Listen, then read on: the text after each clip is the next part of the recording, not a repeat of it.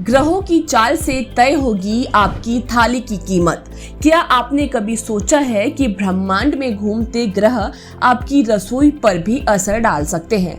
आज शुक्र और बुध एक साथ चाल बदल रहे हैं और इसका सीधा असर आपकी थाली पर पड़ सकता है। जी हाँ, सोना चांदी से लेकर गेहूं दाल चावल तक की कीमतें इस गोचर के असर से बदल सकती हैं। इस वीडियो में जाने शुक्र और बुध ग्रह के गोचर से कम्युनिटी बाजार पर क्या असर होगा और किन चीजों के दाम में देखने को मिलेगा बड़ा बदलाव। नमस्कार।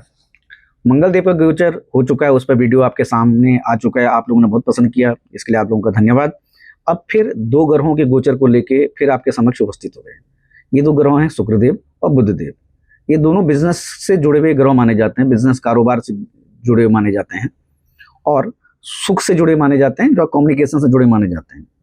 ये जो दोनों का ग्रहों का जो गोचर है ये बहुत महत्वपूर्ण है बाजार के लिए। और खास तौर पर बता दूं सोने चांदी को लेके, क्योंकि ये दोनों ग्रहों का जो गोचर है ये कहीं ना कहीं इंडिकेट कर रहा है कि सोने चांदी की कीमतें जो हैं थोड़े कंट्रोल में आएंगी। जिस प्रकार से बढ़ी थी, और आपने हमारे जितने पुराने वीडियो देखे होंगे उसमें आपने देखा होगा, हम पहले प्रेडिक्शन कर चुके थे कि जो ग्रहों का गोचर है उसके आधार पर सोने की कीमतें बढ़ेंगी। और पिछले महीने कि 15 तारीख के आसपास जो नया वीडियो आया था हमारा सूर्यदेव के गोचर को लेके, उसमें भी हमने इंडिकेट किया था कि मार्केट में सोने की कीमतों में तेजी आएगी और खासतौर पर 30 के बाद सोने की कीमतें बढ़ेंगी। तो 30 आपने देखा 30 अगस्त के बाद सोने की कीमतों में लगातार इजाफा हुआ है और पंचांग के हिसाब से ग्रहों के आधार पर जो हमने प्रेडिक्शन की थी वो बिल्कुल सटीक साबित हुई है।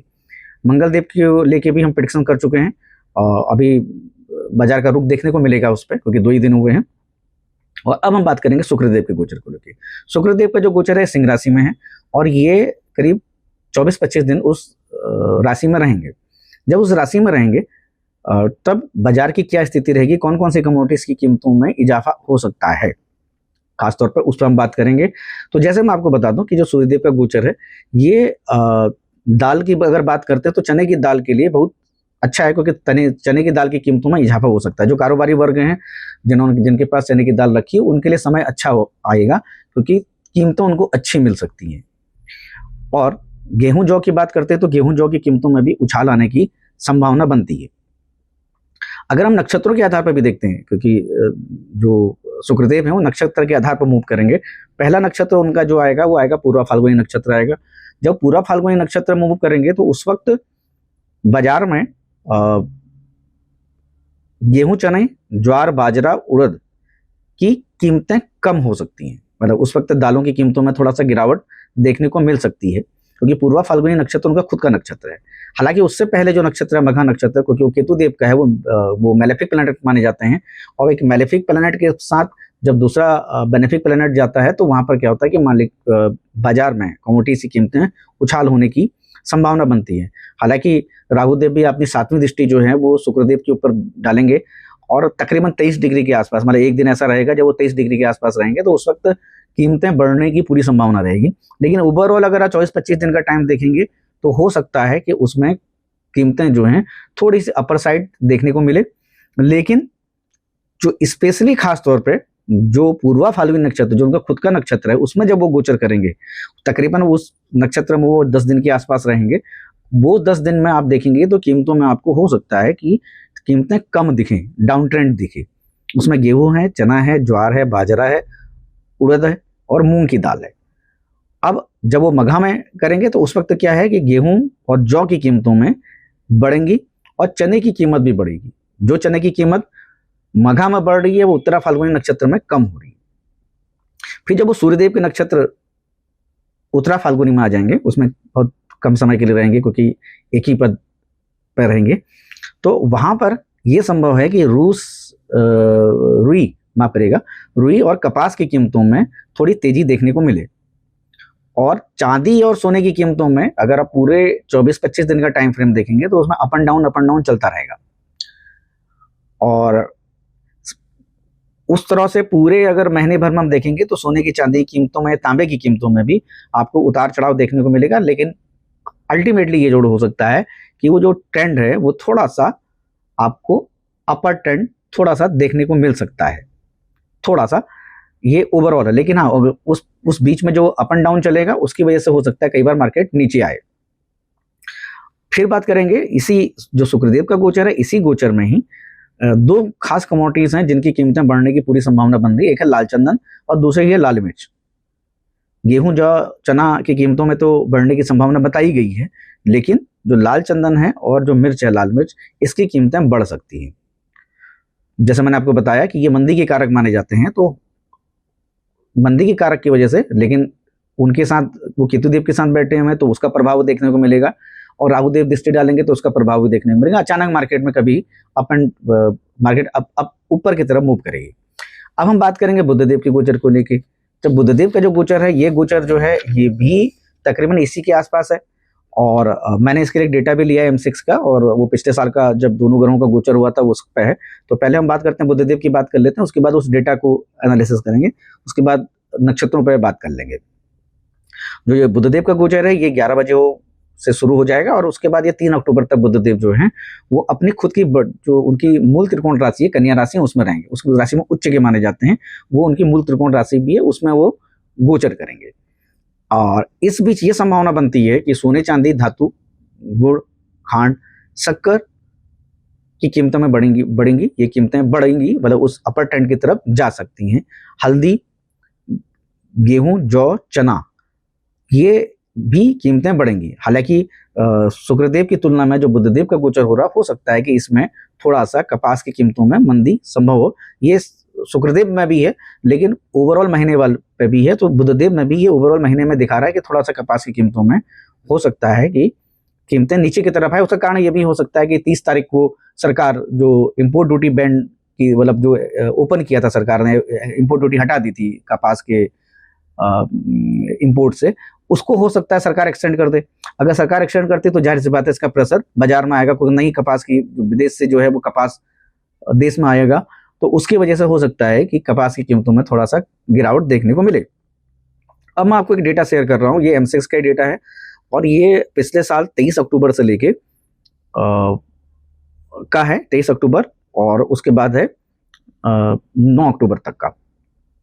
तो 23 अक्टूबर की हम बात करते हैं, तो पूरे महीने में, मतलब जो पूरा जो गोचर हुआ है, जो 25 दिन का गोचर था, उसमें प्राइस जो है, चाहे सोने की हो चाहे चांदी की हो, वो अपन ऊपर की तरफ जा रही थी, नीचे की तरफ आ रही थी। इस प्रकार की चीजें देखने को मिली लगातार। सोने की कीमतों में तो खासतौर पर यह है कि वो पहले तो बढ़ी, लेकिन बाद में उन्होंने घटना शुरू किया। तो 23 सितंबर 2024 को सोने की कीमतों में, जो सोने की कीमत थी वो थी 75,713 रुपए। अब जब 9 अक्टूबर की बात आई, तो 9 अक्टूबर को क्या हुआ, ये जो कीमत है ये बीच में अप एंड डाउन होते हुए तो थोड़ा डाउन ट्रेंड देखने को मिला, वो आ गए 74,534 रुपए। तो आप समझ सकते हैं अंतर बहुत है। जो मैं आपसे कह रहा हूँ कि इस प्रकार की चीजें देखने को मिलेंगी कि ओवरऑल जो पीरियड है उसमें आपको कई बार कीमतें बढ़ते हुए घटते हुए दिखेंगे, लेकिन ओवरऑल पीरियड में आप जब देखेंगे आप, तो उसमें थोड़ा सा आपको डाउन ट्रेंड देखने को मिल सकता है। अगर ये मैलेफिक प्लैनेट जो काम ना करें तो उस डिग्री सिस्टम में हो सकता है कि जैसे मान के चलिए मैं 23 डिग्री का जिक्र किया था आपसे, तो 23 डिग्री के दिन हो सकता है कि उस दिन बाजार बंद हो, उस दिन इस रविवार हो, तो उस दिन ये संभावना बनेगी कि कुछ नहीं होने वाला है, फिर तो ग्रह आगे निकल जाएंगे और डिग्री सिस्टम खत्म हो जाएगा। तो फिर उस दिन क्या होगा कि बाजार जो है वो आमतौर पर नीचे की तरफ आ जाएगी। अगर वही किसी वर्किंग डेज में होगा, जिस दिन बाजार खुला होता है, उस दिन हो सकता है कि कीमतें थोड़ा अपर साइड चले जाएं और एक ही दिन में इतनी कीमत बढ़ जाए, जो मैं कह रहा हूं कि वो थोड़ा डाउन ट्रेंड दिखेगा, तो उसमें थोड़ा सा पॉजिटिव चीजें देखने को मिल जाए। इस प्रकार की चीजें जो दिख रही हैं ये ग्रहों के गोचर के आधार पर दिख रही हैं। अब हम चांदी की बात करते हैं, क्योंकि चांदी में भी जो था 23 सितंबर 2024 को 89,537 रुपए पे मार्केट उस दिन थी। अब जब 9 अक्टूबर को बाजार बंद हुई, वो है 88,293। जो इसमें गिरावट आई बहुत मामूली सी है, बहुत बड़ी गिरावट नहीं है, लेकिन फिर भी ये ग्रहों का गोचर भी इंडिकेट कर रहा है कि मार्केट थोड़ा नीचे की तरफ आ सकता है। डेटा भी वही जस्टिफाई कर रहा है। तो ये एक सोने चांदी की कीमतों के आधार पर यह संभव है कि इस बीच ये शायद कीमतें नीचे की तरफ आ जाएं। अंटिल अनलेस वो डिग्री का जो मैं आपको सिस्टम बता रहा हूँ, सिस्टम पे एक दिन अगर बाजार खुला होता है तो उस दिन शायद हो सकता है कि बाजार बढ़ जाए और ओवरऑल पूरे महीने भर के जो 24-25 दिन का जो पीरियड है इसमें थोड़ा सा आपको अपर साइड मूवमेंट देखने को मिल जाए। अब हम बात करते हैं कि जो ये बुधदेव का जो गोचर है ये नक्षत्र के आधार पर किस तरह से रिजल्ट देगा। जब उत्तरा फाल्गुनी नक्षत्र में ही उसके एक जो 3 चरण है उसमें बुद्धदेव गोचर करेंगे। उसमें दालों में खासतौर पे अरहर, उड़द, मूंग में तेजी आने की पूरी संभावना बन रही है। दालों की कीमतों में ये इंडिकेट है, जैसे गेहूं और जौ की कीमतों में बढ़ने की पूरी संभावना है, चाहे वो शुक्रदेव के गोचर के आधार पर हो, चाहे बुद्धदेव के गोचर के आधार पर हो। तो ये दालों की कीमतों में इजाफा होगा। चांदी की कीमतों में मंदी आने की संभावना बन रही है और सोने की कीमतों में थोड़ा सा तेजी, बहुत ज़्यादा तो नहीं कहेंगे लेकिन थोड़ा तेजी आ सकती है। रुई की कीमतों में उतार चढ़ाव के साथ साथ थोड़ा सा डाउन ट्रेंड देखने को मिल सकता है। अब हम बात करते हैं जब वो हस्त नक्षत्र में आएंगे तो उसमें जो अन्न है हमारे, जो हमारे ग्रेन्स हैं, उनकी कीमतों में थोड़ा गिरावट आ सकती है। ये नक्षत्र के आधार पर हम आपको बता रहे हैं, जो क्योंकि नक्षत्रों के ऊपर ग्रह गोचर करते हैं तो वो प्रभाव देते हैं। इसके बाद करेंगे चित्रा नक्षत्र को। चित्रा नक्षत्र में जो बुद्धदेव का गोचर होगा, इसमें सोने और चांदी और रुई की कीमतों में आपको उतार चढ़ाव देखने को मिलेगा। तो ये उतार चढ़ाव जो है वो नक्षत्र के आधार पर आपको बता रहा हूँ कि हस्त नक्षत्र में, तो ये आपके सामने आपको देखने को मिलेगा। और जैसे मैंने आपको सोने चांदी की कीमतों का उदाहरण दे दिया है पिछले साल का, दोनों ग्रहों के गोचर के आधार पर जो टाइम फ्रेम था उसमें थोड़ा डाउन ट्रेंड देखने को मिला, वो भी इसमें दिख रहा है। तो कुल मिला के ये था 2 ग्रहों के गोचर के आधार पर बाजार कैसा बिहेव करेगा, बाजार कहाँ पहुंचेगा, बाजार में किस प्रकार के परिवर्तन देखने को मिलेंगे, बाजार ऊपर की तरफ जाएगा, बाजार नीचे की तरफ जाएगा, कौन कौन सी कमोडिटी से कीमतें बढ़ेंगी, ये इस पर ग्रहों के गोचर के आधार पर हुआ था वीडियो। फिर नए एक गोचर के आधार पर फिर आपके पास आएंगे जल्दी ही। तब तक के लिए नमस्कार। सर का पसीना जब माथे को आता है वो किसान है जो अपने दम पर फसल को उगाता है। आन है, बान है, शान है, किसान है। किसान इंडिया, चलेगा हल, बढ़ेगा बल।